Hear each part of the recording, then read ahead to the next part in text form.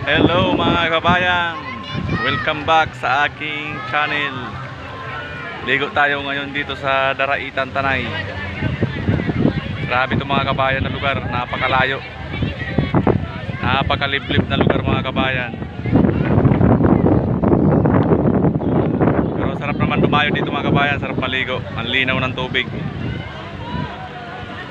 Ayan, dito na kami sa mga pinakadulo mga kabayan, kasi doon sa pinakabungad daming tao, kaya mabanti kami dito sa pinakadulo. Ayan o, mga nakapansasakyan talaga, kasi kailangan dito pumunta, nakasasakyan ka kasi napakalayo. Hindi pwede dito yung lakad-lakad lang. Wanto-sawa sa ahon, wanto-sawa sa palusong na daanan.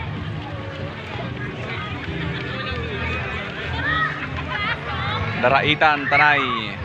Nakarating din dito mga kabayan. Napapanood ko lang to sa mga vlog na iba, vlog ng ibang mga vlogger. Napapanood ko lang to mga kabayan. Pero ngayon, ito na, napanood ko na, napuntahan ko na mga kabayan, itong Daraitan, Tanay. Lumayo kami dito ng ligo. Kahit malayo, dinayo namin para maligo lang dito. Patingnan na rin dito kung maganda ba talaga ito Daraitan. Grabe, napakalayo mga kabayan ng kahit papunta rito. Pantusawa kayo sa ahon sa lusong.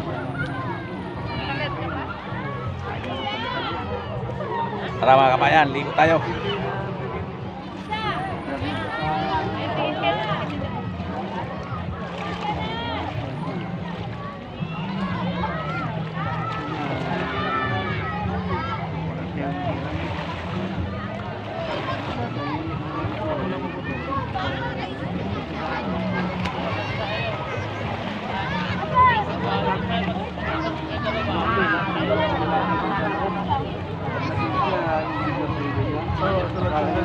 Akala siguro salansan kayo, salansan. Pero sa bisis na yung tuloy ng takbo niya biglang sa libes. Kapag yung